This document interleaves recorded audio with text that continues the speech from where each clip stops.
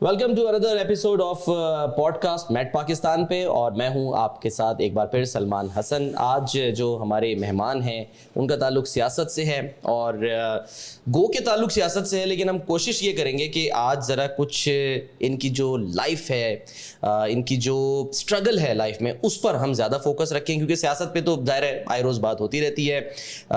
न सिर्फ ये कि साबिक वज़ीर हैं बल्कि मौजूदा वफाकी वज़ीर भी हैं, और पाकिस्तान मुस्लिम लीग नून के सीनियर सियासतदान हैं, सीनियर रहनुमा हैं जनाब एहसन इकबाल साहब। अस्सलाम वालेकुम। जी वालेकुम सलाम। कैसे हैं सर? जी अल्लाह का शुक्र, आप सुनाइए? अल्लाह का शुक्र, thank you very much Ehsan साहब, आप आए।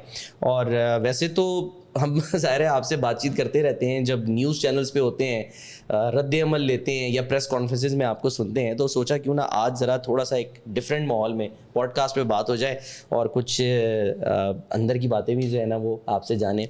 मैं शुरू करना चाहूँगा एहसन साहब, जो आपकी एक ज़ाहिर है एक तो देखें आपका जो ताल्लुक़ है एक ऐसे घराने से जहाँ पर आपकी वालदा, ठीक है, आपा निसार फातिमा साहिबा, वो ख़ुद जो हैं वो हिस्सा रही हैं, ठीक है, सियासत का, और MLA रही हैं, फिर आपके नाना भी।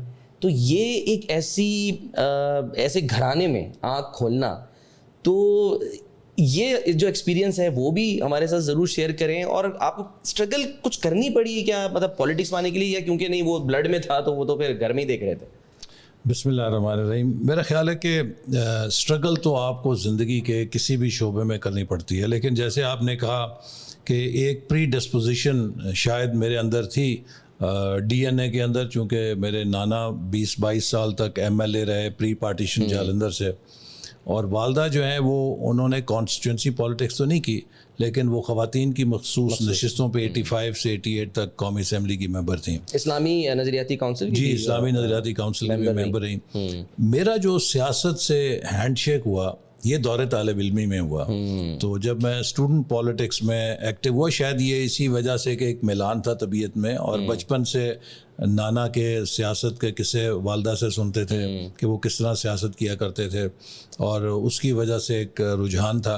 तो स्टूडेंट पॉलिटिक्स में मैं इंजीनियरिंग यूनिवर्सिटी में यूनियन का सदर मुंतखब हुआ, और मेरा ख्याल है कि वो पहला बाकायदा सियासत के साथ एक तारुफ था, और बहुत ही पॉजिटिव तारुफ था, चूँकि हमने उस ज़माने में इंजीनियरिंग यूनिवर्सिटी स्टूडेंट्स यूनियन, अगर आपको कोई 80-81 का इंजीनियरिंग यूनिवर्सिटी का तालिब इल्म मिले जो अब तकरीबन 60-62 साल के हो गए होंगे, रिटायर हो गए होंगे, आप उनसे पूछिए, वो आपको बताएंगे कि यादगार वो साल थे। हमने एकेडमिक एटमॉस्फेयर बहाल किया, स्टूडेंट्स की एक्स्ट्रा करिकुलर एक्टिविटीज़ के लिए बहुत कुछ किया। तो उस वक्त मेरे अंदर एक बड़ी खलिश पैदा हुई, चूँकि एक बड़ा पॉलिसी लेवल का एक्सपोजर हुआ, और ये वो वक्त था कि मुल्क में मार्शल लॉ था, और हम बड़े फ़ख्र से कहते थे कि पाकिस्तान में कोई इस वक्त मुंतखब इदारा नहीं सिवाय स्टूडेंट्स यूनियन के। तो एक बड़ी ताकत भी थी। लेकिन सिंडिकेट में, यूनिवर्सिटी ग्रांट्स कमीशन में, एजुकेशन मिनिस्ट्री में उस वक्त गवर्नर जिलानी होते थे, कई पॉलिसी इश्यूज़ पे उनके साथ। तो वो एक एक्सपोजर जो पब्लिक पॉलिसी का या डिसीजन मेकिंग का एक बहुत आला सतह पे मिला। जब मैं इंजीनियरिंग करके फ़ारिग हुआ और अपनी जॉब शुरू की, और वो उस वक्त मिल्लत ट्रैक्टर्स मैकेनिकल इंजीनियरिंग का एक बड़ा सफ़े अव्वल का इदारा था, तो बेस्ट जॉब थी किसी मैकेनिकल इंजीनियर के लिए। लेकिन मुझे बहुत जल्दी एक खलिश महसूस हुई कि ये क्या है, सुबह मैं आता हूँ रावी क्रॉस करके, हम इतने ट्रैक्टर बना लिए, इतने पुर्जे कर लिए, फिर चले गए, क्या ज़िंदगी का ये मकसद है कि सारी ज़िंदगी बस ट्रैक्टर बनाने हैं? तो वो एक बड़ा टेंशन थी अंदर। तो फिर मैंने सोचा कि मिल्लत को भी तो बनाया ना। जी, तो फिर मैंने ये सोचा कि ये मैंने रिफ्लेक्ट किया, तो मुझे ये एहसास हुआ कि ये मेरे अंदर खलिश इसलिए है कि मुझे एक बड़ा अपनी एज से पहले ही हायर लेवल का एक्सपोजर मिल गया, और उसने मेरी ज़हनी तरबियत बहुत ज़्यादा कर दी अपने हमअसरों के मुकाबले में। और मैं एक टेक्निकल लेवल पे जब ऑपरेट करता हूँ तो ये एक टेंशन है, इसको कैसे ख़त्म किया जाए। तो फिर मैंने सोचा क्यों नहीं ये जो एक लीडरशिप एक्सपीरियंस था इसको एक बेहतरीन मैनेजमेंट एजुकेशन से कपल किया जाए। उस वक्त कोई ऑप्शन नहीं थी आपके पास कि आपने कहा कि बस इस्लामी जमीयत طلبہ جو ہے نا نہیں, جب میں انجینئرنگ یونیورسٹی میں تھا تو اس وقت اس لیے کہ وہاں پر نا دو ہی یہ 70s اور 80s میں جو اسٹوڈنٹ پالیٹکس ہے بڑی آئیڈیالوجیکل تھی. ایک طرف نعرہ لگتا تھا ایشیا سرخ ہے, دوسری طرف نعرہ لگتا تھا ایشیا سبز ہے, اور ایشیا سبز کا نعرہ لگانے والوں میں جمعیت جو ہے وہ پیش تھی. تو ایک آئیڈیالوجیکل میلان میرا رائٹ ونگ پہ تھا, تو اس لیے جمعیت کے اندر چلے گئے. لیکن مزے کی بات یہ ہے کہ جب میں جمعیت میں تھا تو میری اپروچ تھوڑی زیادہ انکلوسیو ہوتی تھی. اچھا. تو لوگ اس وقت بھی جو ہمارے جمعیت کے ہیں وہ یہ مجھے کہا کرتے تھے کہ حسن صاحب جو ہے نا یہ مسلم لیگی ٹائپ جماعتی ہیں. تو یہ تانا مجھے طالب علمی میں بھی سننے کو ملتا تھا. تو اس لیے پھر جب پریکٹیکل لائف میں آئے تو میں مسلم لیگ کے ساتھ وابستہ ہو گیا. لیکن آپ کو میں کہہ رہا تھا کہ یہ جو ایک میرے اندر تھی نا ٹینشن, اس کو میں نے پھر سوچا کہ اس طرح دور کیا جائے کہ دنیا کی بیسٹ مینجمنٹ ایجوکیشن لی جائے, شاید اس سے مجھے ایک جمپ مل جائے لائف میں تو میں آگے نکل جاؤں. میں نے اپلائی کیا تو وہاں پہ جو واٹن اسکول یونیورسٹی آف پینسلوینیا ہے اس میں مجھے داخلہ مل گیا. اور ایم بی اے اس ٹائم پہ میرے خیال ہے کہ اس وقت اتنا رجحان بھی نہیں تھا, وہ تو ایک ایسا دور تھا کہ جس میں لوگ زیادہ سے تھا کہ بھائی ٹھیک ہے انجینئر بن جاؤ, ڈاکٹر بن جاؤ, یا پھر یہ کہ سول سرونٹ بن جاؤ. تو وہ وجہ یہی ہے کہ چونکہ جیسے میں آپ سے کہا نا کہ ایک لیڈرشپ ایکسپیرینس مجھے ہوا, تو میں نے پھر سوچا کہ مجھے مینجمنٹ ایجوکیشن لینی چاہیے تاکہ اپنے اس ایکسپیرینس کو میں ایک ایجوکیشن کے ساتھ کمبائن کر کے بہتر کر سکوں. تو وہ اللہ کا شکر ہے ایک بہت بڑا اعزاز تھا کہ دنیا کا صف اول کا جو بزنس اسکول ہے اس میں آپ ایکسیپٹ ہو جائیں. لیکن میں کسی امیر زادہ خاندان یا جاگیردار خاندان سے نہیں تھا, اور وہ بھی ایک بڑا چیلنج تھا کہ اس زمانے میں گھر سے میں صرف 1 لاکھ روپے لے کے گیا, چونکہ مجھے 18 سال کی عمر میں ہی پریکٹیکل زندگی میں داخل ہونا پڑا. میرے والد صاحب کا, میں ایف ایس سی کا امتحان دینے والا تھا, انتقال ہو گیا. And I was eldest in my family. تو میں نہیں چاہتا تھا کہ کوئی ایسا بھی میں کام کروں کہ اپنے چھوٹے بہن بھائیوں کا شیئر جو ہے وہ لے کے اپنی تعلیم پہ لگاؤں. بالکل. تو منیمم گھر سے میں نے اخراجات لیے, کچھ اسٹوڈنٹ لون لیا, اور اس کے بعد امریکہ میں 2 سال جو ہیں پورا کورس لوڈ, اس کے ساتھ 20 گھنٹے ہمیں لائبریری میں کام کرنے کی اجازت ہوتی تھی وہ, اور 2 سبجیکٹس میں ٹیچنگ اسسٹنٹ پروفیسرز کے ساتھ, اور وہ بھی ایک بہت فل لوڈ کام ہوتا تھا, اس میں پیسے لیکن بہتر مل جاتے تھے. تو میں 2 سال امریکہ میں چھٹی نہیں دیکھی. اچھا. چونکہ جس دن چھٹی ہوتی تھی ہمیں یہ لالچ ہوتا تھا کہ لائبریری میں ذرا گھنٹے زیادہ لگا لیں. تو لیکن اللہ کا شکر ہے کہ اللہ تعالیٰ نے کامیاب کیا. اور میں آپ کو یہ بتاؤں کہ کئی دفعہ لائبریری میں جب ہم کام کرتے تھے تو جب اچھے دن ہوتے تھے تو ریفرنس ڈیسک پہ ڈیوٹی لگ گئی کہ کتابیں ایشو کرنی ہیں, دیکھنی ہیں.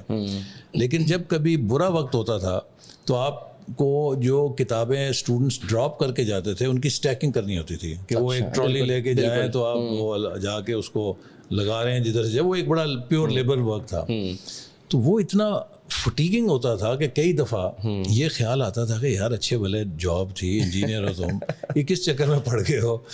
لیکن آپ کو میں بتاؤں کہ یہ میں اکثر اسٹوڈنٹس کو بھی بتاتا ہوں کہ اگر آپ کو اپنا مقصد کلیئر پتہ ہو کہ اس مشقت کے بعد مجھے کیا حاصل ہوگا, تو وہ جتنی آپ کی کلیئرٹی ہورائزن پہ اپنے مقصد پہ ہوگی نا, آپ اس کو انڈیور کر لیں گے. اور میں نے اس وقت ایک کہانی پڑھی تھی کہ جو یہ انگلش چینل ہے اس کو ایک خاتون نے کراس کیا سوئم کر کے. تو جب پہلی بار اس نے کوشش کی تو وہ ناکام ہو گئی. اچھا, کچھ عرصے بعد اس نے دوبارہ کوشش کی, وہ کامیاب ہو گئی. تو اس کو جب انٹرویو کیا انہوں نے کہ بھئی آپ نے اتنے تھوڑے دنوں میں ایسی کیا چیز کی ہے کہ جس سے آپ کامیاب ہو گئے ہیں, موٹیویٹ کیوں ہوئی؟ تو اس نے کہا اصل بات یہ کہ میں نے غلط دن چوز کیا تھا. جو پہلا دن تھا وہ ایک ہیزی ڈے تھا, اور جو کوسٹ لائن ہے وہ مجھے نظر نہیں آ رہی تھی clear. Second time I choose a clearer day, اور وہ جو کوسٹ لائن تھی وہ میری آنکھوں کے سامنے تھی. اور یہ جو ایک احساس تھا کہ آپ ہر جسٹ میں منزل کے قریب آ رہے ہیں, تو وہ منزل نے مجھے تھکنے نہیں دیا, تو میں کامیاب ہو گئی. تو یہ بڑا ضروری ہے کہ اگر آپ کو اپنی منزل کا شعور ہے اور آپ اگر اس کی طرف خود کو فوکس رکھیں تو پھر راستے میں کوئی بھی مزاحمت آئے you always over come it. کسی نے کہا نہیں اس وقت کہ لوگ تو جاتے ہیں امریکہ, یا واپس کیوں آ گئے, وہاں سیٹل ہو جاتے, کیا ضرورت تھی واپس آنے کی؟ بڑا دلچسپ سوال ہے آپ کا. دیکھیے جب میں اپلائی کر رہا تھا نا امریکہ میں, تو وہ یونیورسٹیز آپ کو بڑے سوال دیتی ہیں کیونکہ انہوں نے اتنی دور سے آپ کو چوز کرنا ہے, تو کسی طرح ان کے پاس تو اور کوئی طریقہ نہیں کہ آپ کے ایسیز سے, ایڈمیشن ایسے سے آپ کو ایویلیویٹ کریں. تو ان میں ایک سوال یہ تھا کہ اگر ہم آپ کو منتخب کر لیں تو 10 سال بعد آپ خود کو کہاں دیکھتے ہیں, ہماری ڈگری لینے کے بعد واٹ از یور گول, کدھر جائیں گے. تو میں آپ کو یہ بتا رہا ہوں کہ 1983 میں میں نے ایڈمیشن ڈاکومنٹس اپنے فائنل کیے تھے, ایسیز لکھے تھے, اور 84 میں ایڈمیشن تھا میرا. میں نے اس وقت لکھا تھا کہ 10 سال میں خود کو ایک پبلک آفس کے ذریعے پاکستان کو سرو کرتا ہوا دیکھنا چاہتا ہوں. اچھا. تو 86 میں نے گریجویٹ کیا, پہلا جہاز پکڑا, واپس آ گیا, اس لیے کہ واٹن اسکول سے اگر آپ نے MBA کیا ہو تو آپ کو سٹارٹ میں ہی لاکھوں ڈالر کا سٹارٹ مل جاتا ہے. اور اگر آپ اس چکر میں پڑ جائیں کہ میں 2-4 سال ایکسپیرینس لے لوں تو وہ جو بونس اور آپ کے اضافے ہوتے ہیں, آپ 6 ڈیجٹ میں ایسے اوپر جا رہے ہوتے ہیں کہ پھر آپ کے لیے وہ لالچ چھوڑ کے آنا ناممکن ہوتا ہے. تو میں نے تھا کہ جب میں نے جانا ہے تو فوراً پلنج لو. اچھا. 86 میں واپس آیا, اور اللہ تعالیٰ کے فضل سے 1993 میں نے قومی اسمبلی کے ممبر کا حلف اٹھا لیا. 7 سالوں میں مجھے وہ میرا 117 سے. جی اس وقت ہلکا شاید 90 نمبر ہوتا تھا اسی کا ناروال سے. تو میں اکثر نوجوانوں کو یہ کہتا ہوں کہ دیکھیے یہ ملک جو ہے یہ آپ کے ہر خواب کو پورا کر سکتا ہے, بشرطے کہ آپ اس کے لیے محنت کرنے پہ آمادہ ہوں. یہ سفر آسان نہیں تھا. آپ یہ سن کے حیران ہوں گے کہ جب میں نے سیاست میں قدم رکھا 1988 میں, تو نواز شریف صاحب اس وقت وزیر اعلیٰ تھے, اور ان کے ساتھ ایک بڑی قربت میں کام کرنے کا موقع ملا. تو انہوں نے مجھے 88 میں کہا کہ آپ ٹھیک ہے, میں نے کہا میں صوبائی اسمبلی کا الیکشن لڑنا چاہتا ہوں. کہا ٹھیک ہے آپ ٹکٹ لے کے اور چلے جائیں. 15 دنوں کے اندر وہاں کے جتنے مقامی نمائندے تھے انہوں نے ہاتھ کٹھے کیے اور آگے کہا جی اگر آپ انہیں ٹکٹ دیں گے تو ہم اپنی ٹکٹیں چھوڑ دیں گے. اچھا. تو لہٰذا میری ٹکٹ واپس ہو گئی. اب اس کا ریزن کیا تھا؟ ان کو یہ خوف تھا کہ بھی یہ پڑھا لکھا ہے, نوجوان ہے, میاں صاحب کے بہت قریب ہے, اس کے یہاں پیر لگ گئے تو ہم شاید پیچھے رہ جائیں گے. تو وہاں کہا اس کے پیر ہی نہ لگنے دو. اچھا, اس کے بعد میاں صاحب کے قریب ہونے کا مطلب وہ لوگوں کو کیوں, مطلب یعنی کہ یہ کیا وجہ بنی کہ آپ اتنے قریب تصور کیے جاتے ہیں میاں صاحب؟ نہیں, اس وقت یہ تھا نا کہ 1988 میں جب ایک دم جنیجو صاحب کی حکومت برطرف ہوئی تو ایک بہت ویکیوم پیدا ہو گیا, کیونکہ بے نظیر صاحبہ 86 میں واپس آئی تھیں. تو پیپلز پارٹی کو وہ 10 اپریل لیڈ کر رہی تھیں, ایک بڑا چارج تھا ان کے اندر. لیکن ان کا جو دوسرا دھڑا مسلم لیگ کا تھا یا اس طرف, یہاں پہ ایک دم قیادت کا بحران پیدا ہو گیا, کیونکہ جنیجو صاحب وزیر اعظم تھے, وہ برطرف ہو گئے, وہ ایک دم وڈرا کر گئے. تو اس وقت پھر جو بہت سارے لوگ تھے مسلم لیگ کے خیر خواہ, انہوں نے میاں صاحب سے کہا کہ آپ اس ویکیوم کو پورا کریں. اب وہ یہ تھا کہ ان کو کس طرح سے کیمپین کرنی چاہے. تو ہمارے ایک دوست تھے, انہیں میرا تعارف کرایا کہ جی وہ سیاسی اس کا بیک گراؤنڈ بھی ہے اور امریکہ سے وہ پڑھ کے آیا ہے, تو بڑا پروفیشنلی آپ کو اس میں گائیڈ کر سکتے, تو آپ اسے اپنی ٹیم میں لے لیں. تو میاں صاحب کا مجھے فون آیا ایک دن کہ آپ آ جائیں. تو میں گیا تو کہا جی آپ جوائن کریں اور جو کیمپین ہے ہماری اس کے آپ چارج لیں. تو وہ ہم نے پھر اللہ کا شکر ہے کہ بڑی محنت سے پروفیشنلی میاں صاحب کی جو کامیابیاں تھیں انہیں اجاگر بھی کیا. اور مجھے یاد ہے کہ محترمہ اس وقت کہیں سرگودے میں جلسہ تھا یا کہاں تھا 88 میں, تو انہوں نے بڑا ایک جھنجھلا کے کہا کہ بھئی یہ ایک دم پنجاب کا ایک لیڈر میرے مقابلے میں کہاں سے آ گیا. اچھا. وہ ایک ہم نے ان کی کافی اس لحاظ سے بلڈ کی لیڈرشپ, تو ایک بڑا ان کے ساتھ کلوز تھا, شروع سے تعلق بن گیا. لیکن چونکہ وہ ان کے ساتھ ایک کلوزنس تھی, پھر ایک میری ایجوکیشن بیک گراؤنڈ تھی, اور پھر عمر جو ہے وہ ابھی ذرا میں کو بابا نہیں تھا, تو انہیں ڈر تھا کہ یہ پیر لگ گئے تو ہمیں تنگ کرے گا. سو انہوں نے کہا کہ نہیں جی اس کو اگر آپ دیں گے تو ہم نہیں لڑیں گے. آبویسلی پھر ایک لیڈر مجبور ہو جاتا ہے, تو انہوں نے میری ٹکٹ واپس کر لی اور کہا جی آپ میرے ساتھ ادھر ہی کام کریں. آبویسلی کرتے, لیکن آئی آلسو ریئلائزڈ کہ ٹھیک ہے یہ بھی ایک چیلنجنگ کام ہے, اگر مجھے ایکسپوجر مل رہا ہے اتنا براڈ, اور تو وہ بھی ٹھیک ہے. پھر جب 90 آیا تو میاں صاحب سے میں نے پھر کہا کہ اب میں الیکشن لڑنا چاہتا ہوں, اور ان کو بھی یہ احساس تھا کہ پچھلی دفعہ اس کے ساتھ زیادتی ہوئی ہے. ہوگا ٹھیک ہے آپ لڑیں, آپ کو ٹکٹ ہو جائے گی. پھر وہی ماجرا ہوا. اچھا. اور پھر جب وہ مجھے میاں صاحب نے بلایا تو بہت انہوں نے کیا کہتے ہیں شرمندگی کے ساتھ اپنی انیبلٹی کا اظہار کیا, تو پھر ٹکٹ وڈرا ہو گئی. جب پھر دلچسپ بات یہ کہ ان کے ساتھ میں لگا رہا. آپ کے مقابلے میں کس کو دیتے تھے پھر وہ ٹکٹ؟ وہاں پہ ایک مقامی, اس وقت میں ایم پی اے کا ٹکٹ لڑنا چاہ رہا تھا, تو جو پرانے ایم پی اے. اچھا یہ بھی ایک اور دلچسپ کہانی ہے. 1984 میں جب میں جا رہا تھا امریکہ پڑھنے کے لیے, تو میرے ایک کزن ہیں, وہ پولیس کے سینئر آفیسر تھے. اچھا. اور وہ جنرل ضیاء الحق کے سیکورٹی آفیسر تھے. اچھا. تو وہ اس میٹنگ میں تھے جہاں پر یہ فیصلہ پہلی دفعہ ہوا کہ 1985 میں الیکشن ہوگا. وہ 2-3 لوگ تھے, وہ غیر جماعتی جو جو غیر جماعتی تھا نا, تو انہوں نے اپنے ڈسٹرکٹ میں ایک پینل بنایا اور اس میں ان کے کزن ہیں, انہیں ایم این اے رکھا, اور مجھے آ کے انہوں نے کہا کہ دیکھیں یہ آپ کے لیے اپرچونٹی ہے, نیا الیکشن ہوگا, اور آپ ایم پی اگر یہاں ہمارے اس پینل میں آ جائیں تو 100% آپ کی گارنٹی ہے کامیابی کی. صحیح.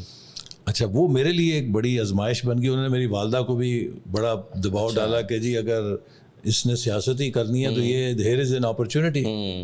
اچھا مجھے اسی وقت وارٹن سے ایکسیپٹنس لیٹر آ گیا تھا. اچھا. اب میرے لیے بڑی آزمائش کہ ایک میں نے کام کیا بھی چوز کریں, یہی کرنا ہے, آ کے بھی تو یہی کرنا ہے نا, لیکن ادھر ایک یہ اپرچونٹی ہے کہ دنیا کے بیسٹ بزنس اسکول میں آپ کو ایڈمیشن ایکسیپٹنس ملا ہوا. میں نے سوچ کے پھر یہ فیصلہ کیا, میں نے کہا کہ دیکھیں ایم این اے اور ایم پی اے تو آپ 35, 40, 50, 55 کسی عمر میں بن سکتے ہیں. ایم بی اے ذرا لیکن اگر یہ میں نے تعلیم کا موقع جانے دیا, یہ آج سے 5 سال بعد دوبارہ میں نہیں کر سکوں گا. سو فرسٹ تھنگز فرسٹ, میں نے تعلیم کے لیے جانا ہے. جیسے وہ ناراض بھی ہوئے لیکن میں چلا گیا.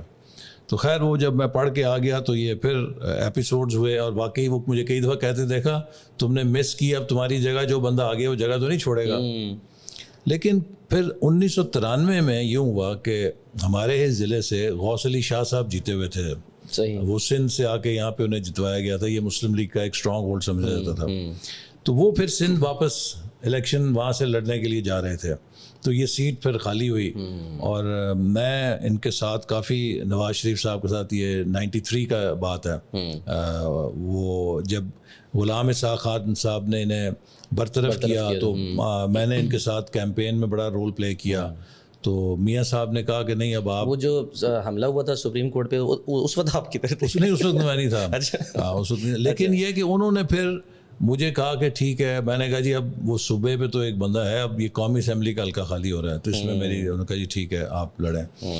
اچھا میں نے کیمپین شروع کر دی. آپ اندازہ کیجئے کہ جو فورسز ہیں نا چینج کی یا اسٹیٹس کو کی, ان میں کس طرح ٹکراؤ رہتا ہے. تو میں ایک دفعہ ہم جب 93 میں الیکشن کی کیمپین آلموسٹ میں خیال 10 دن رہ گئے ہوں گے ختم ہونے میں, تو ایک گاؤں میں بیٹھے تھے. تو وہاں پہ پھر ہماری جتنی وہ پبلسٹی کی گاڑیاں اور لوگ تھے, وہ میں نے دیکھا لاؤڈ اسپیکر والے بھاگے آ رہے ہیں. مجھے کہا اللہ خیر کرے, کوئی جھگڑا ہو گیا, کیا ہو گیا؟ انہوں نے کہا جی شہر کے اندر اعلان ہو گیا کہ ٹکٹ پھر چینج ہو گئی ہے. تو میں بڑا ہرکا بکا, میں کہا اب 10 دن 15 دن رہ گئے الیکشن میں اور یہ ٹکٹ چینج کرنے کی بات سمجھ نہیں لگی. خیر میں پھر وہاں سے نکلا. اس زمانے میں فون شون بھی عام نہیں ہوتا تھا, سوشل میڈیا وغیرہ کچھ بھی نہیں, فون موبائل اتنا نہیں تھا. تو وہ ایک ادھر سے قریب ہی ایک پی سی او تھا, ٹاور والا ٹیلی فون, وہ لاہور کا نمبر تھا, ایک فیکٹری تھی اس کے پاس. تو میں ان کے پاس گیا, وہاں سے میاں صاحب کا نمبر ٹرائی کیا. خوش قسمتی کہ وہ ابھی کہیں جلسہ کر کے واپس گھر آئے تھے رات کو, ادھر لاہور ہی. تو میں نے ان سے پوچھا کہ جی اس طرح ہمارے اعلان ہو گیا ہے, تو اب میاں صاحب پھر کہیں کہ وہ مجھے تو سب نے یہ لکھ کر دیا کہ ہم یہ سیٹ ہار رہے ہیں, تو آپ ٹکٹ چینج کر دیں. میں کہا میاں صاحب آپ کے ساتھ میرا ایک ایسا تعلق ہے کہ اگر میں یہ سیٹ نہ جیت سکتا ہوں تو میں خود ہی آپ کو سب سے پہلے کہوں گا کہ سیٹ ضائع نہ کریں. بالکل صحیح. تو ہم تو اللہ کا شکر ہے بڑی اکثریت سے جیت رہے ہیں. تو کہتے آر یو شیور؟ میں کہا I am more then sure. کہتے ٹھیک ہے پھر آپ جائیں الیکشن لڑیں, ہم واپس ٹکٹ ریسٹور کر دیں گے. تو یوں ٹکٹ ریسٹور ہوئی, اور 1993 میں اللہ کا شکر ہے کامیاب ہوا, اور پہلی دفعہ قومی اسمبلی. پھر آپ ظاہر جیتتے ہی چلے گئے, لیکن 2002 میں بھی تو آپ الیکشن ہارے تھے نا. 2002 میں وہ بھی بڑی اچھی کہانی ہے. ہوا یہ کہ وہاں پہ ایک ہمارے ایم پی ہیں کرنل شجاعت صاحب, وہ بھی یعنی کہ ہمارے عزیز ہی لگتے ہیں. وہ اس وقت کاف لیگ میں تھے, اور وہ جنرل مشرف کے بہت دوست تھے. تو جنرل مشرف کے ساتھ انہوں نے ڈیوٹی کی ہوئی تھی. تو 2002 میں یوں ہوا کہ جنرل مشرف نے انہیں فون کیا کہ بھئی کرنل کیا حال ہے, آپ کا الیکشن کیسا جا رہا ہے؟ اور بھائی بالکل ٹھیک جا رہا ہے. اور آپ کے ضلع کا کیا حال ہے؟ بھائی ٹھیک جا رہا ہے. انہوں نے کہا اس کا کیا حال ہے حسن اقبال کا, آ رہا ہے کہ نہیں آ رہا؟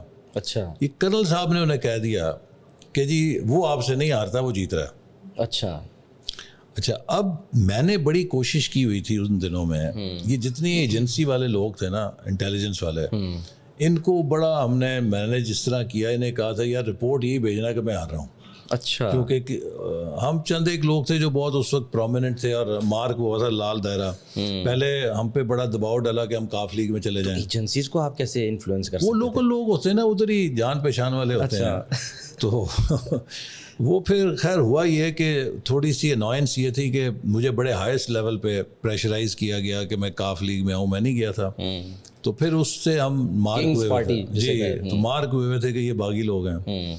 خیر وہ جب الیکشن کی یہ خبر انہیں پہنچی مشرف صاحب کو, تو انہوں نے ڈی جی رینجرز تھے اس وقت, جو ان کی ڈیوٹی لگائی کہ جا کے ذرا معاملہ ٹھیک کرو. تو وہ 1 یا 2 دن بعد ڈی جی رینجر صاحب رینجر ہیڈ کوارٹر میں آ گئے. انہوں نے ساری انتظامیہ بلائی اور اسے کہا کہ بھئی یہاں سے یہ نتیجہ غلط نہیں ہونا چاہیے. اچھا آپ یہ دیکھیے کہ وہ پھر ایک بلینکٹ جب چیک انہوں نے دیا, اور جو میرے مقابلے میں امیدوار تھیں خاتون, وہ ضلع ناظم کی بیوی تھیں. اچھا. تو وہ چونکہ خود الیکشن نہیں لڑ سکتے تھے, انہوں نے اپنی اہلیہ کو کھڑا کیا ہوا تھا. تو سرکاری مشینری کا پوری جیسے کہتے ہیں نا, وہ سرکاری وائرلیس لے کے تو سارے انہوں نے جتھے بنائے, اور کوئی 30-35 پولنگ اسٹیشن جو ہے نا وہ انہوں نے رن اوور کر دیا. ہر جگہ 1000 2,000 ووٹ اسٹف کیے جا کے. اچھا. اور بندوقوں کے ساتھ اور سارا, اور وہ بیچارے پریزائڈنگ افسر جو تھے وہ رو پیٹ کے آئے, اور اس بلیٹنٹ طریقے سے دھاندلی ہوئی کہ انہوں نے آ کر ریٹرننگ افسر کو اپنی پوری رپورٹ بھی دی, اور ساتھ انہوں نے وہ جو ٹیمپرڈ باکسز تھے وہ بھی دیے سارے. خیر وہ جو ہمارے ریٹرننگ افسر ہیں, وہ اللہ بھلا کرے ان کا, اس وقت جو جج صاحب تھے, وہ اتنی جرت تھی کہ انہوں نے ایک 3 صفحے کی رپورٹ لکھی کہ اس طرح مجھے اتنے پریزائڈنگ افسرز نے آ کے کہا ہے کہ یہاں پہ اتنی بڑی دھاندلی ہوئی ہے. اچھا. اور لہٰذا میں ریکمینڈ کرتا ہوں کہ یہاں پہ اس رزلٹ کو اناؤنس نہ کیا جائے. آپ کو یاد ہوگا کہ 2002 میں جمالی صاحب نے 1 ووٹ کی اکثریت سے اعتماد کا ووٹ لیا تھا. اب جب ایک یہ سیٹ کا رزلٹ رک گیا تو وہاں پہ قیامت آ گئی کہ جی ہمیں تو سیٹیں پوری نہیں ہو رہی. تو جو پرنسپل سیکرٹری ہیں ان کے مشرف صاحب کے, انہوں نے چیف الیکشن کمشنر تھے ارشاد حسن خان صاحب. اچھا. بڑے نامور, بالکل چیف جسٹس اور چیف الیکشن کمشنر, جن کے دور میں دھاندلی کے تمام ریکارڈ ٹوٹے میرا خیال ہے. تو انہیں کہا گیا کہ جی آپ نے یہ رزلٹ روک لیا. تو انہوں نے کہا جی کہ یہ ہمارے جو ریٹرننگ افسر ہے اس نے یہ رپورٹ لکھی ہے, اس کے بعد ہم تو اب کیا کر سکتے ہیں, ہمارے ہاتھ بندھے ہوئے ہیں. اس کا ایک طریقہ ہے کہ آپ ہائی کورٹ چلے جائیں, ہم وہاں پہ آپ کو اپوز نہیں کریں گے. اچھا. تو انہوں نے ہائی کورٹ میں یہ جو ہمارے فواد صاحب ہیں پی ٹی آئی کے روح رواں, ان کے جو غالباً چچا تھے چودھری افتخار, وہ چیف جسٹس تھے, تو ان کے پاس پٹیشن کی. وہاں پہ انہوں نے اپنے چیمبر میں فیصلہ کر دیا کہ پروویژنل نوٹیفیکیشن میں بھی ایشوڈ. اچھا. اور وہ پروویژنل نوٹیفیکیشن ایسا ایشو ہوا کہ 5 سال تک ہم دھکے کھاتے رہے. وہ ہماری کسی نے نہیں دھاندلی کی درخواست سنی. تو یوں وہ ایک ایپیسوڈ ہوا بیچ میں 2002 کا, لیکن نو ریگریٹس. دیکھیے میں اکثر بچوں کو یہ بتاتا ہوں کہ زندگی میں آپ کو اکثر یہ فیصلہ کرنا پڑتا ہے کہ ایکسپیڈینسی کیا کہتی ہے اور پرنسپلز کیا کہتے ہیں. اور when you go with the principles تو آپ کو سیٹ بیک ہو سکتا ہے وقتی طور پہ, لیکن in the long run if you are with principles آپ کو ریگریٹ نہیں ہوگا. ہمارے بہت سارے دوست اور ساتھی تھے جنہوں نے 2002 سے پہلے اپنی وقتی سیاست بچانے کے لیے کاف لیگ جوائن کر لی, لیکن 2008 میں جب الیکشن آیا تو وہ سب کی ضمانتیں ضبط ہو گئیں. اب 2008 میں دوبارہ ہم اپنی ہی پارٹی سے دوبارہ اسمبلی میں بھی پہنچ گئے. اللہ تعالیٰ نے سرخرو بھی کیا, عزت بھی دی, لیکن اس منہ کالا کرنے سے بچ گئے. تو اس لیے اگر آپ اصولوں کے ساتھ رہیں تو وقتی آپ کو سختی کا سامنا کرنا پڑے گا لیکن کبھی بھی لانگ رن میں ریگریٹ نہیں کریں گے. لیکن اگر آپ مصلحت پسندی اور کمپرومائز پہ چلیں گے وقتی فائدہ ہوگا لیکن ان دا لانگ رن پھر آپ کو معافیاں مانگنی یہ بھی کہا جاتا ہے نا حسن صاحب کہ آئی ایم شیور یہ درست ہوگا کہ جب برا وقت آیا مسلم لیگ نون کے اوپر تو آپ اس ٹیم کا حصہ تھے یا ان لوگوں میں شامل تھے جنہوں نے زندہ رکھا مسلم لیگ نون کو. وہ کتنا مشکل دور تھا. وہ بہت مشکل تھا. دیکھیے اس زمانے میں بڑی سختیاں بھی تھیں اور ہر وقت جو ہے آپ کے پیچھے ایجنسیاں لگی ہوتی تھیں. ایک دفعہ تو مجھے مشرف صاحب کی ایجنسیوں نے اغوا بھی کیا اور منہ کے اوپر وہی ہوڈ ڈالا جو آپ القاعدہ کے لوگوں کو دیکھتے ہیں, ہاتھ ہمارے باندھ دیے اور مشقیں کس کے اٹھا کے لے گئے, کو پتہ نہیں تھا کدھر جانا ہے کیا کرنا ہے اور واپس بھی آنا ہے جی نہیں آنا. تو پھر خیر وہ شور مچ گیا پیچھے اور اس کے بعد پھر انہیں چھوڑنا بھی پڑا. کافی لوگوں نے اس لے بات کر کو کہاں گئے تھے آپ کو؟ سیف ہاؤس میں. اچھا. ہاں تو پھر اسی طرح ایک دفعہ بڑا انٹرسٹنگ ہوا کہ میں ایک ٹی وی کے پروگرام سے نکلا تو میرا ڈرائیور جو ہے اس نے کہا کہ سر یہ گاڑیاں یہاں پہ آئی ہیں آپ کے لیے, یہ اٹھا جائیں گی آپ کو, میں خطرہ محسوس کر رہا ہوں تو آپ ذرا احتیاط کریں, اندر ہی جائیں. تو وہ اتفاق سے ایک اینکر ہیں مشہور یہ جو اپنا ڈاکٹر شاہد مسعود صاحب, جی ڈاکٹر انہیں یہ اس وقت ایئر وائی میں تھے, تو یہ بھی مجھے چھوڑنے باہر آئے. تو میں نے کہا اس طرح معاملہ ہے. کہتے اچھا تو چلیں دیکھتے ہیں کہ کیا ہے. تو آپ اس طرح کریں اپنی گاڑی میں نہ جائیں, میرے ساتھ بیٹھ جائیں. اچھا اتفاق سے ان کی ایک گاڑی ابھی باہر سے کوئی اسائنمنٹ کر کے آئی تھی تو انہوں نے اسے کہا کہ ابھی تم بھی پیچھے لگ جاؤ تاکہ کوئی اگر ایسی بات ہو تو فلم سازی پوری ہونی چاہیے. اب میں ان کی گاڑی کے ساتھ ان کے بیٹھ کے نکلا ہوں, پیچھے ان کی گاڑی لگی ہوئی ہے کیمرے کے ساتھ اور وہ ایجنسی کی گاڑیوں نے ہمارا پیچھا شروع کر دیا. اب وہ چیز ہو رہی ہے پوری اسلام آباد کی اور ریکارڈ بھی ہو رہا ہے. تو ہم نے اب وہ بڑا ریلیز ہوئی پھر وہ فلم وہ ان کے پاس ہوگی پتہ نہیں انہوں نے ریلیز کی کہ نہیں کی یا اس کو کر بھی سکتے ہیں. خیر وہ ہوا یہ کہ انہوں نے کہا یہ تو پیچھے لگ گئے ہیں چھوڑیں گے نہیں, تو بہتر ہے کہ ہم کسی پبلک پلیس میں چلے جائیں. ہم وہاں سے نکلے, وہ میریٹ میں آ گئے اور اب وہ میریٹ میں آ کے ہم لابی میں بیٹھ گئے. تو اب وہ چکر لگا رہے ہیں کہ کب اٹھیں گے کیا ہوں گے. تو پھر یہ ہم نے سوچا کہ یہ تو کام گڑبڑ ہے, تو بہتر یہ ہے کہ رات ادھر ہی رکنا پڑے گا. خیر وہ پھر ہوٹل میں کمرہ لیا. اچھا. تو رات وہیں قیام کیا. صبح پھر میڈیا میں یہ چیزیں چلیں. انہوں نے خیر وہاں پہ چونکہ ان کے پاس اب ویڈیو ہاتھ لگ گئی تھی تو یہ دورانی صاحب اس وقت وزیر تھے, محمد علی دورانی, یہ بھی ادھر آ گئے. تو نے کہا آپ کی حکومت کیا کر رہی ہے, میرے پاس تو یہ سارا ایویڈنس ہے کہ آپ لوگ کس طرح لوگوں کو اٹھاتے ہیں اور ایجنسیاں کے پیچھے کرتی ہیں. وہ تھوڑے ڈیفینسو ہو گئے. تو ان تھوڑا چونکہ بات آشکارا ہو گئی تو پھر وہ ٹل گئی مصیبت. تو اس قسم کے بڑے ایپیسوڈز اس زمانے میں رہے. اور لیکن یہ ہے کہ میرا خیال ہے کہ وہ سب کچھ جو ہوتا تھا, ایک دفعہ مجھے ایک ریسیپشن تھی ڈپلومیٹک, تو وہاں پہ غالباً برطانیہ کے ہائی کمشنر تھے یا کس نے کہا کہ آپ پڑھے لکھے ہیں اور آپ پروفیشنل بھی ہیں, تو یہ جو آپ کے ساتھ واقعہ ہوا ہے اٹھا لیا آپ کو سارا, تو آپ کیسے انڈیور کرتے ہیں یہ. تو اس سے پہلے کہ میں جواب دیتا وہ خود ہی پھر کہنے لگے نہیں میں سمجھ گیا ہوں کہ جب آپ کو بہت زیادہ اپنے نظریے پہ یقین ہو نا تو وہ آپ کو اتنی پازیٹیو انرجی یقین دے دیتا ہے کہ you endure all negative things that happen to you. تو میں کہا آپ نے بالکل بات ٹھیک کی. یہ سیاسی جماعتیں اٹھاتی ہیں لوگوں کو یا نہیں آپ کے خیال میں؟ نہیں یہ دیکھیے ہمارے ہاں تو ایک خاص طور پہ جب مارشل لا تھے اس میں تو ہماری جو ملک کی خود سیکیورٹی ایجنسیز ہیں ان کو مارشل لا کی حکومتیں اپنے نظام کو چلانے کے لیے استعمال کرتی رہی ہیں. اور آپ دیکھیے نا یہ تو مارشل لا چھوڑیے, عمران خان صاحب خود اعتراف کر چکے ہیں کہ میں ایجنسیوں کو کہتا تھا کہ میرے ممبر پورے کرو, میرا فلانا ممبر اٹھا کے لاؤ.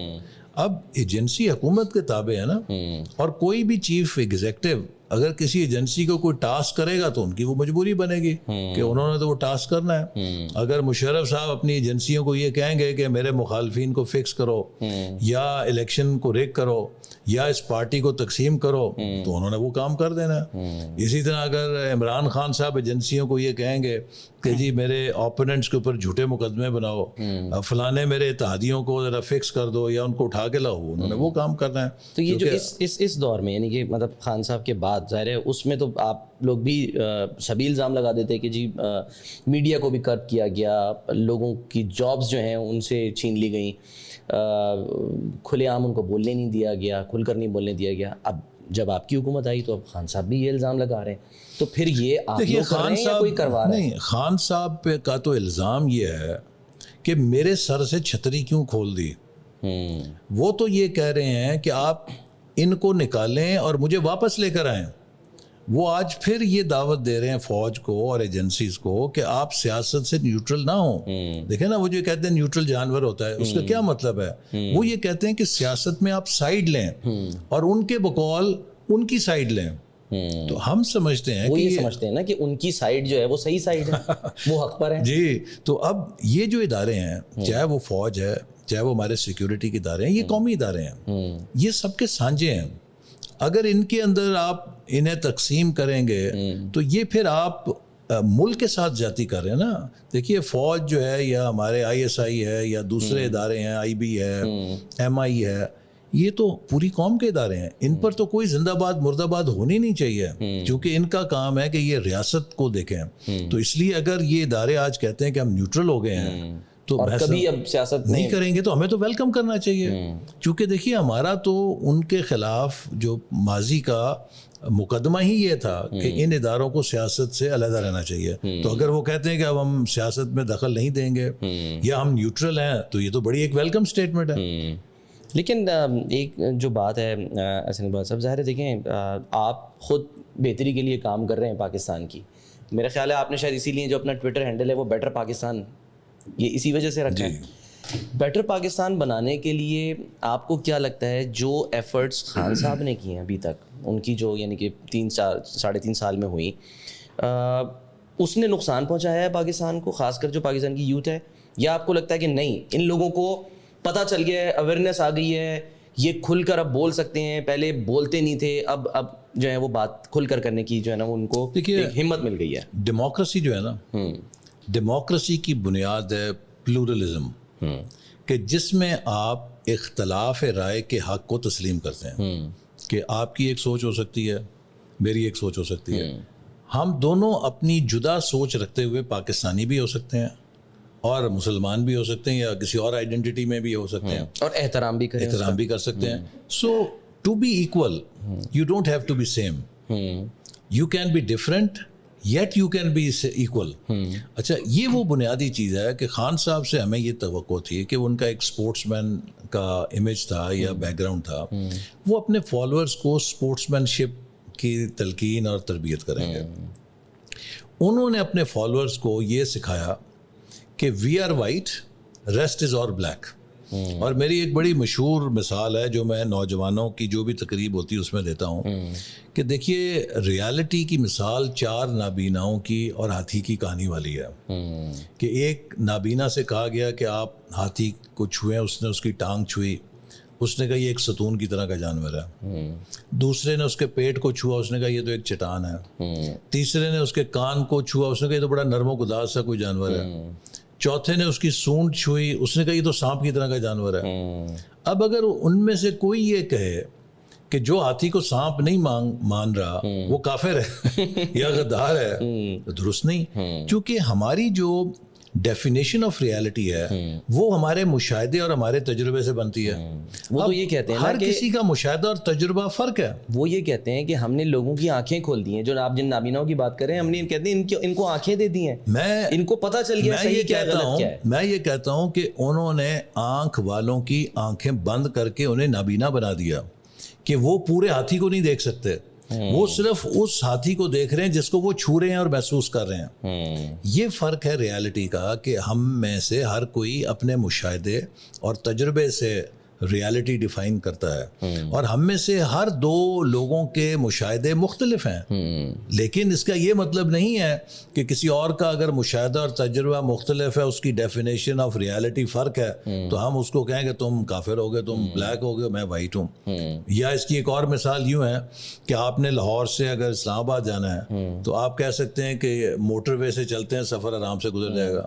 ایک اور صاحب کہہ سکتے ہیں نہیں یار جی ٹی روڈ سے چلتے ہیں, پیٹرول کم خرچ ہوگا. تیسرا کہہ سکتے ہیں چھوڑو یار ریل کار سے چلتے ہیں, گپ شپ کرتے جائیں گے, کون ڈرائیونگ کرے گا. اب اگر ان میں سے کوئی یہ کہے کہ اسلام آباد جانے کا ایک ہی راستہ ہے اور وہ ریل کار کا ہے یا جی ٹی روڈ کا ہے یا موٹر وے کا ہے اور باقی سارے راستے کفر کے راستے تو پھر تو بات نہیں. اچھا ہر طرح کے لوگ ہوتے ہیں نا احسن صاحب ظاہر ہے پارٹی کے اندر. اب پاکستان دیکھیں نا FATF سے گرے لسٹ سے نکل گیا, اس کا کریڈٹ آپ پاک فوج کو تو جاتا ہی جاتا ہے, ظاہر سی بات ہے. بہت سے لوگ یہ کہہ رہے ہیں جی حماد اظہر صاحب ان کی ٹیم اس نے بڑی محنت کی ہے. میرا تو یہ ماننا ہے کہ ہر طرح کے لوگ ہوتے ہیں کسی بھی جماعت کے اندر. کچھ جو ہیں وہ ذرا پڑھے لکھے ہوتے ہیں, آپ کی طرح قابل ہوتے ہیں, بات کر سکتے ہیں, دلیل کے ساتھ بات کرتے ہیں. کچھ ذرا تھوڑی سی کھڑا کیا, کوئی بڑکے مار کے جو ہیں وہ بات کرتے ہیں. ہر طرح کے لوگ ہیں. حماد اظہر صاحب کو آپ کریڈٹ دیتے ہیں کہ واقعی انہوں نے مطلب اس قابل تھے یا انہوں نے قابلیت تھی کہ انہوں نے نکالنے میں اہم رول پلے کیا؟ یہ جو کام ہے اس کے اوپر مسلسل ہر حکومت نے کام کیا, اور یہ وہ بنیادی چیز ہے کہ جو یہ بتاتی ہے کہ اگر ہم پالیسیز کے تسلسل کے ساتھ کام کریں اور حکومتوں کے تبدیل ہونے سے اپنی گول پوسٹ چینج نہ کریں تو ہم کامیاب ہو جاتے ہیں. ابتدا میں جب 2018 میں ہم پر یہ تلوار آنے لگی تو اس کے لیے ہم نے اس وقت کافی کوشش کی, موبلائز. میں خود 5-6 ملکوں کے دورے پہ گیا, مفتاح اسماعیل صاحب نے کوشش کی, لیکن یہ پھر آگے چونکہ اس کی بنیاد شروع ہوئی تھی فیض آباد کے دھرنے سے کہ ہم وائٹ میں جا چکے تھے, لیکن جب فیض آباد کے دھرنے میں ایک مذہبی آپ پر بھی بڑی تنقید ہوئی تھی گروہ نے اس وقت آ کے پورے کیپٹل کو سیز کر لیا, تو ہمارے جو ڈپلومیٹک مشنز ہیں انہوں نے ڈسپیچز بھیجے اور اس سے دنیا میں ایک الارم بیل بجی کہ یہ پاکستان میں اس طرح کی انتہا پسندی ہے کہ پورا دارالخلافہ جو ہے قبضے میں لے لیا انہوں نے. وہاں سے کام ہمارا بگڑا. اس کے بعد پھر جب دوسری حکومت آئی, چونکہ جو اٹیک ہوا اسی کی شاخسانہ, اور میں اکثر وہ یہ مثال دیتا ہوں کہ دیکھیے وہ جو نفرت کا اٹیک مجھ پہ گولی چلی وہ پستول کی گولی نہیں تھی, وہ ذہن کے نفرت کا بیج تھا جو ایک گولی کی صورت میں چلا, اور یہ ہمیں ذہنوں سے نفرت کے بیج ختم کرنے ہیں. خیر اس کے بعد جب خان صاحب کی حکومت آئی تو FATF کی تلوار تھی, اس دور میں انہوں نے بھی کام کیا اس پہ, لیکن اس کے آڑ میں انہوں نے پاکستان کے قوانین کو مزید کالے قوانین میں تبدیل کرنے کی کوشش کی.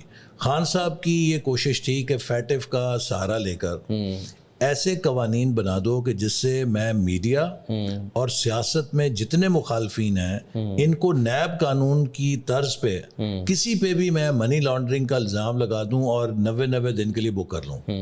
اور اس بنیاد کے اوپر اگرچہ ہم نے اس سے پہلے جتنے قانون تھے وہ ان کے ساتھ مل کے پاس کیے, آخری جو قانون تھے اس پہ ہمارا جو ان سے اختلاف ہوا وہ یہی ہوا کہ آپ FATF کا نام لے کے وہ قانون بھی پاس کرانا چاہ رہے ہیں جو FATF آپ سے نہیں مانگ رہا, لیکن یہ آپ اپنی مرضی کے لیے اور اپنی ڈکٹیٹرشپ کے لیے اس کو مزید سخت کرنا چاہتے ہیں تاکہ جس کا مرضی دل کیا آپ پکڑ کے اس کو جیل میں ڈال دیں اور اس کا کوئی داد رسی والا بھی نہ ہو.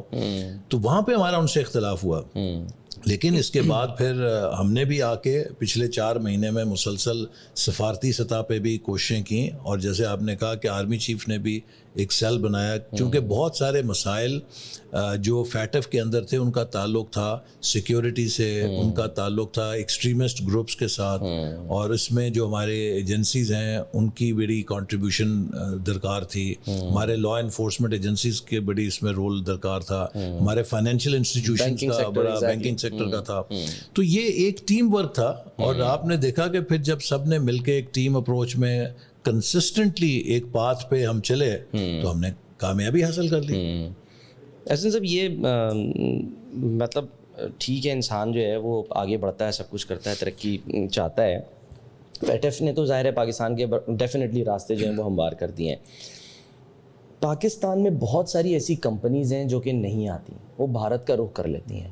اب آپ نے کیونکہ بات کی پالیسی کی, کیا ہم پاکستان میں لانگ ٹرم پالیسیز بنانے کے لیے اگر ہم FATF سے نکلنے کے لیے اکٹھے ہو سکتے ہیں, ایک پیج پر کہتے ہیں نا ایک پیج پر آ گئے, تو ہم جو لانگ ٹرم پالیسیز ہیں, ٹھیک ہے پالیٹکس سیاست میں کون آ رہا ہے کون جا رہا ہے, الیکشنز ہوتے رہے 5 سال بعد کوئی مسئلہ نہیں ہے, لیکن ہماری جو جیسے معاشی پالیسی ہے وہ تبدیل نہ ہو. کیوں؟ اس لیے کہ جب بھی کوئی انویسٹمنٹ یا FDI جسے ہم کہتے ہیں وہ آتی ہے, حکومت چینج ہوتی ہے, قوانین چینج ہوتے ہیں, شکلیں چینج ہوتی ہیں, مسائل پھر وہیں کے وہیں بیک ٹو اسکوائر ون, ایسا ہی ہوتا ہے. اس کو ہم نہیں کر سکتے, اس کے لیے ہم ایک پیج پر نہیں آ سکتے سب کے سب. دیکھیے نا, یو ہیو ہٹ دا نیل. 75 سال میں اگر پاکستان اپنی منزل حاصل نہیں کر سکا تو اس کی نہ تو یہ وجہ تھی کہ ہم میں کوئی انسانی صلاحیتوں کے لحاظ سے کمی ہے، نہ اس کی یہ وجہ تھی کہ ہم میں ملک کے اندر وسائل نہیں ہیں ہمارے پاس، نہ اس کی یہ وجہ تھی کہ ہم پالیسیاں نہیں بنا سکے، ہم دنیا کے مقابلے بہت اچھی پالیسیاں بنا سکیں۔ ول نہیں ہے کیا؟ اصل میں ول بھی ہے، جذبہ بھی ہے۔ دیکھیے ہمیں دو چیزوں نے مارا ہے، جو دنیا میں ممالک کامیاب ہوئے ہیں انہوں نے سب سے پہلے استحکام پیدا کیا اور اس استحکام کے نتیجے میں اپنے پالیسیز کے تسلسل کو یقینی بنایا۔ اگر آپ کے ملک میں پولیٹیکل اسٹیبلٹی نہیں ہے اور اس کی وجہ سے پالیسیز کی کنٹینیوٹی نہیں ہے تو کوئی سرمایہ کار ایسی جگہ پہ 1 روپیہ نہیں لگائے گا۔ بالکل۔ اگر بنگلہ دیش، انڈیا ہم سے آگے نکل گئے ہیں، کیا ان میں ہم سے کم کرپشن ہے؟ ہم سے زیادہ ہے، پھر کیوں نکل گئے آگے وہ؟ آپ کا یہ جملہ آپ کو پتہ پی ٹی آئی اٹھاتی ہے نا تو اس کو نیگیٹو کنوٹیشن کے ساتھ لے کے جاتی ہے۔ دیکھیے جب تک آپ مرض کی صحیح تشخیص نہیں کریں گے آپ اس کا علاج بھی نہیں کر سکتے۔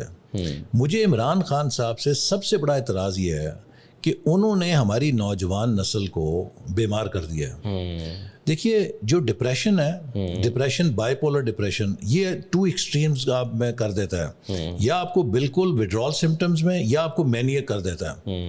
اور اس کی بنیادی وجہ یہ ہوتی ہے کہ آپ کی سیلف اسٹیم لو ہو جاتی ہے۔ خان صاحب نے ہماری نوجوان نسل کی جو کلیکٹیو سیلف اسٹیم ہے وہ کریش کر دی ہے۔ 2 میسیجنگ ہیں ان کی، ہم چور ہیں، ہم ڈاکو ہیں، اور ہم غلام ہیں۔ آپ مجھے بتائیے کہ ایک نیوکلیر پاور کبھی غلام ہو سکتی ہے؟ کس کو جرت ہے ایک نیوکلیر پاور کی طرف میلی نگاہ سے دیکھے؟ لیکن آپ جب صبح شام اپنے نوجوانوں کو یہ پڑھا رہے ہیں کہ ہم غلام ہیں، ہم غلام ہیں، ہم غلام ہیں، یہ تو آپ دشمن کی سائیکولوجیکل وارفیئر کا اعلی کار بنے ہوئے ہیں کہ آپ اپنی قوم کو بیمار کر رہے ہیں۔ اور پھر اسی طرح جو کرپشن ہے ہمارے اندر، جو کرپشن ہے اس کی سطح دنیا سے زیادہ نہیں ہے۔ جتنی کوئی اور قوم کرپٹ ہوگی ہم بھی اتنے ہیں، جتنی کوئی اور قوم جو ہے نیک ہے اتنے ہم بھی نیک ہیں۔ We are a normal nation. لیکن آپ قوم کی جو سائیکالوجی ہے، صرف اس لیے کہ آپ نے اپنی سیاست میں جگہ بنانی ہے اور آپ سب کو جب تک چور ڈاکو ثابت نہیں کریں گے آپ لوگوں کو اپنی طرف متوجہ نہیں کر سکیں گے۔ میں آپ کو اپنی مثال دیتا ہوں۔ آپ پہ جو لگا ناروول دیکھیے نا، میرے پہ جو الزام، نہ صرف یہ آپ نے لوگوں کو اتنا انتہا پسند کر دیا کہ وہ میک ڈونلڈز میں چند خواتین نے جو نعرے بازی کی اور پھر ان کو احساس ہوا، انہوں نے آ کے معذرت کی، نائس آف دیم۔ خان صاحب took it as such a big insult کہ میرے کوئی حمایتی جا کے معذرت کرائیں ان سے، بلکہ یہ بھی کہا جا رہا تھا کہ آپ نے شاید کوئی زبردستی جی انہوں نے کہا ہے کہ جی ٹی وی پہ آ کر خود واضح کیا کہ ہم خود گئے، اپنی چوائس سے گئے۔ لیکن اگلے 2 جلسوں میں، ایک ساہیوال کا تھا، ایک پتہ نہیں کہاں کا تھا، خان صاحب نے جلسوں کے اندر میرا نام لے کے کہا کہ وہ ڈاکو ہے۔ میں نے حالانکہ خان صاحب کو جب وہ ان کا سورج سوا نیزے پہ تھا، ان کے پاس ہر ایجنسی تھی، میں نے انہیں کئی دفعہ چیلنج کیا، میں کہا میں نے 3200 ارب روپیہ ڈیولپمنٹ بجٹ اپنی وزارت سے جاری کیا۔ 3200 ارب روپیہ 5 سال میں جاری کرنا کوئی معمولی رقم نہیں ہے۔ میں کہا جی آپ 32 پیسے مجھ پہ ذاتی فائدہ ثابت کر دیں، میں آپ کا نہیں پوری قوم کا مجرم ہوں گا۔ لیکن جو انہوں نے بیانیہ بنا دیا، لیکن میرا مقصد ہے اثر کیا ہوا؟ آپ کہیں بھی جائیں جی آپ کو آپ کے خلاف اسی طرح کے نعرے لگیں گے۔ کہ یہی آج خان صاحب کو جو مار پڑ رہی ہے وہ انہی بہتانوں کی مار پڑ رہی ہے۔ دیکھیے ہمارا جو دین ہے اس میں غیبت ایک بہت بڑا گناہ ہے۔ غیبت یہ ہے کہ میرے اندر ایک برائی ہے، میں آپ کے سامنے سے اٹھ کے جاؤں، آپ میرے پیٹھ پیچھے وہ بیان کریں، وہ غیبت ہے۔ اس کی بھی اجازت نہیں ہے، کہا کہ مردہ بھائی کا گوشت کھانے کے برابر ہے، ٹھیک ہے۔ جائے کہ آپ بہتان لگائیں کہ جو میرے اندر برائی نہیں ہے اس کو آپ نشر کریں دنیا کے سامنے میری کردار کشی کے لیے۔ اب خان ازالہ کیا ہے قانونی طور پہ؟ آپ نہیں ان پہ دیکھیے بدقسمتی یہ کہ ہمارے قوانین بہت کمزور ہیں یہاں پہ، جو ڈیفیمیشن ہے، حتیٰ کہ عزت ہے، اس کے قوانین اتنے مؤثر نہیں ہیں، باہر ہے، ہمیں کرنے چاہیے۔ اب لیکن اس کا نتیجہ یہ ہے کہ اتنی بدترین پولرائزیشن پیدا کر دی ہے انہوں نے، اور میں اکثر نوجوانوں کو اب یہی کہتا ہوں، دیکھیے انسان اشرف المخلوقات ہے۔ اللہ تعالیٰ نے انسان کو جانور سے فرق جو کیا ہے وہ اس کے شعور کے اوپر کیا ہے۔ کہ ہمارے پاس آزادانہ سوچ کی صلاحیت ہے، لیکن اگر ہم اس آزادانہ سوچ پہ تالے لگا دیں اور ہم ہر چیز کو جو ہماری طرف آتی ہے اس پہ آنکھیں بند کر کے عمل کرنا شروع کر دیں، وی آر لائک اینیملس. انسان کے ذہن میں اگر پریجوڈس اور ہیٹ، یہ دو وائرس آ جائیں، جیسے کمپیوٹر کے سافٹ ویئر میں اگر وائرس آ جائے نا تو اس کا نظام بگڑ جاتا ہے. انسان کے دماغ میں اگر آپ تعصب اور نفرت ابھار دیں تو اس کا بھی جو سافٹ ویئر ہے وہ کرپٹ ہو جاتا ہے. لیکن میرا مقصد یہ ہے کہ دیکھیے آپ نے اپنے حمایتیوں کو اتنا انتہا پسند کر دیا ہے. یہ وہ پلے بک ہے جو ہٹلر کی ہے. ہٹلر نے بھی یہی کیا تھا. اس نے ایک نام نہاد جرمن قوم کے اندر کہ جی آپ دنیا کی عظیم قوم ہیں، ہائپر نیشنلزم پیدا کیا. ساتھ ہی اس نے اس وقت کے جیوز جو ہیں ان کے خلاف نفرت بہت پروموٹ کی کہ ہر چیز کے یہ ذمہ دار ہیں، ہماری ہر برائی ان کی وجہ سے ہے، اور جنونی بنا دیا. اور پھر آپ دیکھیں کہ وہاں پہ جو نازی جرمنی میں جیوز کے ساتھ پرسیکیوشن ہوئی، آج تک جرمنز اس پہ شرمندہ ہیں، آپ بات نہیں کریں. تیسرا اس نے پروپیگنڈے کو استعمال کیا. گوبلز جو ہے اس کی مشہور ہے کہ اتنا جھوٹ بولو کہ سچ لگے.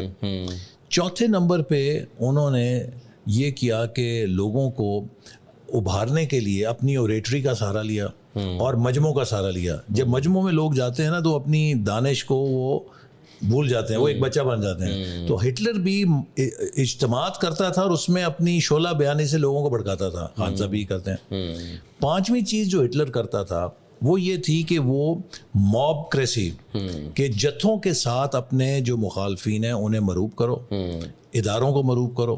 آج خان صاحب بھی جتھوں کے ذریعے سڑکوں پہ اور ٹرولنگ کے ذریعے ڈیجیٹل سپیس پہ لوگوں کی اتنی پگڑیاں چھلواتے ہیں کہ لوگ کہتے ہیں یار عزت بچاؤ، ان کے متھے نہ ہی لگو. لیکن ایسا نہیں اقبال صاحب، بات آپ کی صحیح ہے. کوئکلی کیونکہ ہم تھوڑا سا ذرا آگے بھی بڑھتے ہیں.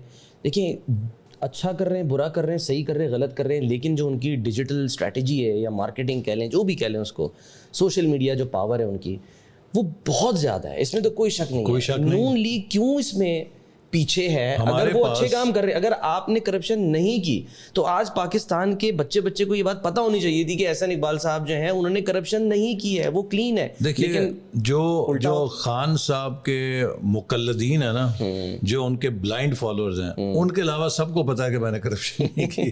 اور جب انہوں نے یہ مقدمہ بنایا تو پورے میڈیا نے اس بات کی گواہی دی.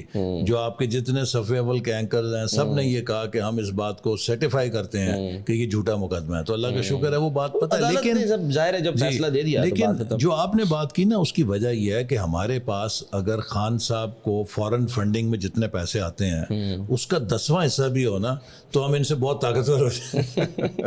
پھر آپ بھی جو ہے وہ فارم ظاہر کر لیں گے. اچھا تھوڑا سا ڈفرینٹ ایک چیز میں پوچھنا چاہتا ہوں. جب ظاہر ہے انسان ینگ ہوتا ہے، پی ایف کالج سرگودا، تو وہ شرارتی مطلب یعنی کہ تھے بچپن میں. ایک بچپن جو ہے وہ کوئکلی اگر آپ سے جانا کیسا گزرا، اور آج ابھی جب آپ کو سیاست سے ہٹ کے جب بھی وقت ملتا ہے تو کیا مطلب کرتے کیا ہیں پھر آپ اس وقت؟ دیکھیے ایک تو یہ ہے کہ بچپن میں بہت ارلی ہاسٹل میں چلا گیا اور پی ایف کالج سرگودا میں جا کے آپ کو اتنے ڈسپلنڈ لائف میں آپ آ گئے کہ شرارتیں زیادہ کرنے کا موقع نہیں ملا. لیکن وہاں سے جب میں نکلا تو جیسے میں نے کہا کہ میں 12ویں میں تھا، والد صاحب کا انتقال ہو گیا، آئی واز ایلڈسٹ. تو بہت ساری ذمہ داریاں مجھ پہ پڑ گئیں، پوری فیملی کی، اپنی تعلیم بھی تھی.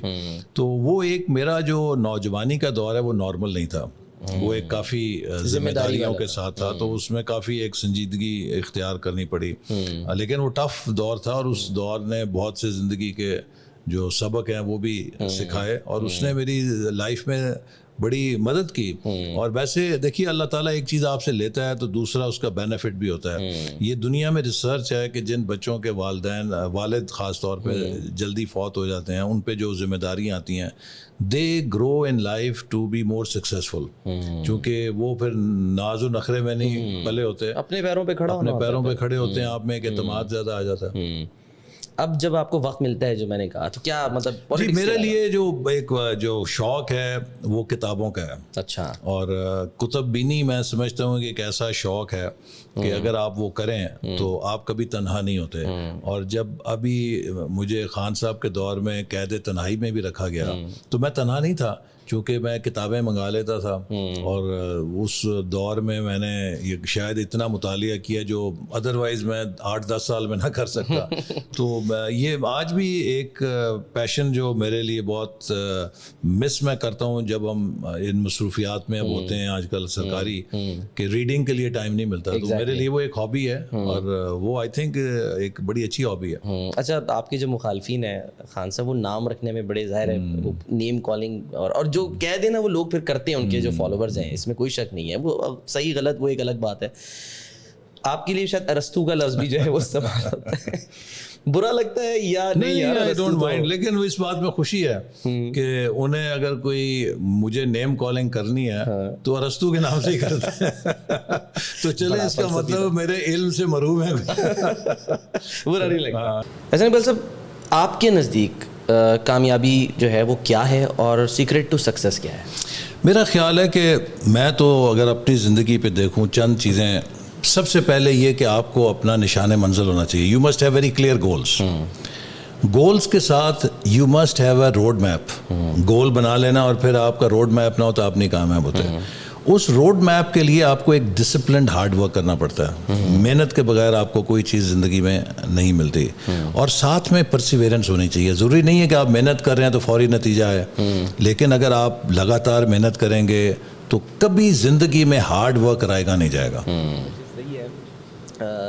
میں اگر جاتے جاتے کہتے ہیں نا کہ کوئکلی ایک جو ریپڈ فائر ہوتا ہے, نام میں کوشش کرتا ہوں میں لیتا رہوں اور آپ کے ذہن میں جو آئے نا آپ نے فوری طور پہ جو ہے وہ بتا دینا ہے. ظاہر پولیٹکس ہے تو پولیٹکس سے تعلق ہے. نواز شریف صاحب. جی, Nawaz Sharif I think visionary leader. Shahbaz Sharif صاحب. شہباز شریف صاحب hard task master. Shahbaz Gill. Shahbaz Gill جھوٹ کی پی ایچ ڈی. اچھا, فواد چودھری. فواد چودھری اور شہباز گل میں مقابلہ ہے. فردوس عاشق اوان. فردوس عاشق اوان صاحبہ جو ہے وہ خود آپ ہی اپنے دام میں سے یاد آ گیا. ابرار الحق. ابرار الحق از اے گڈ سنگر. بس. آصف علی زرداری. زرداری صاحب ہی از اے اسمارٹ پولیٹیشین. مولانا فضل الرحمان.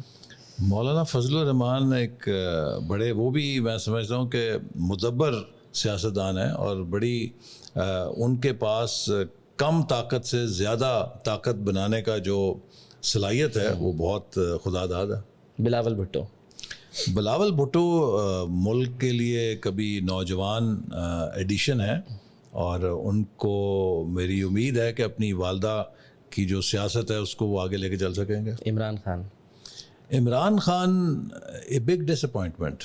جیسے میں نے کہا کہ ہی واز اے اسپورٹس مین, اور وہ پاکستانی سیاست میں اگر اچھی روایات لے کر آتے, اسپورٹس مین شپ لے کر آتے, تو یقیناً وہ ایک لیگسی چھوڑ کے جا سکتے تھے. لیکن اب ان کی لیگسی جو ہے وہ نفرت ہوگی, پولرائزیشن ہوگی اور انا پرستی ہوگی. Last one word for Ahsan Iqbal. I think میرے لیے تو یہی لفظ ہے کہ آئی فیل ویری فارچونیٹ کہ Pakistan has given me so much, and my only dream is that whatever time I am left with, کہ I should do something for my next generation. کہ دیکھیے, میں نے 1997 میں حکومت میں آ کے اپنا سفر شروع کیا اور اس وقت 50ویں سالگرہ تھی. ویژن 2010 بنایا, وہ خواب ٹوٹ گیا. اس کے بعد 2013 میں ویژن 2025 بنایا کہ پاکستان کو 25 اکانومیز میں لے کے جائیں گے 2025 تک. 2018 میں وہ خواب بھی پورا نہیں ہو سکا. آج 75ویں سالگرہ پہ ہم 1997 سے آگے نہیں بڑھ سکے, پیچھے کھڑے ہیں, چونکہ 4 قدم اگر آگے گئے 6 قدم پیچھے گئے. اور میں سب کو یہ کہتا ہوں کہ میری سب سے بڑی تمنا اور آرزو یہ ہے کہ میری اولاد اور ان کی نسل جب 2047 آئے, پاکستان 100 سال انشاءاللہ پورے کرے گا, تو وہ میری طرح ریگریٹ نہ کر رہے ہوں کہ ہم نے 25 سال ضائع کر دیے ہیں. اور ہمارا فرض ہے کہ ہم انہیں ایک ایسا پلیٹ فارم دے جائیں کہ جس سے ہماری نوجوان نسل جو اتنی ذہین ہے, جو اتنی قابل ہے, جو اتنی باصلاحیت ہے, جو اتنی پرجوش بھی ہے, وہ اس ملک کو ان بلندیوں پہ لے جائیں کہ جو یہ ملک ڈیزرو کرتا ہے. ہمت تو نہیں ہار رہے آپ خواب ٹوٹنے پہ, اور ذمہ دار کس کو ٹھہرائیں گے اس کا؟ دیکھیے, میں ہمیشہ آپٹیمسٹ رہا ہوں. ایک وقت تھا کہ میں نے وائس چانسلرز کو بلایا, ہم جب ایجوکیشن پہ کام کر رہے تھے, تو ہر وائس چانسلر نے ایک دکھ بھری کہانی سنا دی. تو پھر آخری وائس چانسلر نے کہا کہ سر آپ نے تو کوئی اچھی خبر کے لیے بلایا ہوگا, تو ہم سب نے تو آپ کو اپنی بڑی نا امیدی کی کہانیاں سنائی ہیں. تو میں کہا کہ you have actually given me a greater cause to work harder. دیکھیے اگر مسائل زیادہ ہیں تو ہمیں اپنے ملک کو برا نہیں کہنا. اگر ہم کسی جگہ سمجھتے ہیں کہ حالات خراب ہیں تو ایکچولی اس سے ہمیں موٹیویشن ملنی چاہیے کہ دیر از سو مچ مور ٹو ڈو. کہ اگر میں 8 گھنٹے کام کر رہا ہوں تو میں 10 گھنٹے کام کروں, اگر میں 10 کر رہا ہوں تو میں 12 گھنٹے کام کروں. میرے لیے کوئی اب ریلیکس کرنے کا ٹائم نہیں ہے, تھوڑا زیادہ کام کرنے کا ٹائم ہے. یہ ہمارا ملک ہے نا, ہم ہی نے ٹھیک کرنا ہے. کوئی آسمان سے تو نہیں آئے گا یا کسی اور ملک سے نہیں آئے گا. تو اس لیے اللہ تعالیٰ نے, لندن سے آئے گا نہیں آئے گا یہ بتائیں. لندن والے بھی آئیں گے انشاءاللہ, میاں صاحب آئیں گے. دیکھیے انہیں ایک مصنوعی طریقے سے نکالا گیا, لیکن اب حقائق قوم کے سامنے آ رہے ہیں. نواز شریف صاحب کی جتنی کریکٹر اسیسینیشن ہوئی ہے, مشرف صاحب نے کی, کیا نکلا؟ اس سے پہلے بھی جب ہماری پیپلز پارٹی کا جھگڑا تھا اس دوران بھی ہوئی, کچھ نہیں نکلا. غلام اسحاق خان نے کی, کچھ نہیں نکلا. عمران خان صاحب نے کی, ایک کیس ان پہ کرپشن کا نہیں بنا سکے, سوائے اس کے کہ آپ بہتان لگائیں اور ایک چور ڈاکو کریں. آخر میں الیکشن کمیشن ہے, وہ بچپن میں ہم سنتے تھے نا, ایک دوسرے کو کہتے تھے کہ جو کہتا ہے وہی ہوتا ہے. جی تو وہی بات نکلی. تھینک یو ویری مچ حسن اقبال صاحب, بہت شکریہ سر آپ کا. آئے حسن اقبال صاحب جناب وفاقی وزیر ہمارے ساتھ موجود رہے, اور آئی ایم شیور کہ یہ جو ایک تھوڑی سی ہٹ کر پالیٹکس سے, مطلب کی ہم نے بات, لیکن پالیٹکس سے ہٹ کر جو گفتگو کی ان کی ذاتی زندگی کے بارے میں, گولز کے بارے میں, وہ آپ کو یقیناً پسند آئے گی. انشاءاللہ اگلے پوڈ کاسٹ میں آپ سے پھر ملاقات ہوگی. اللہ حافظ.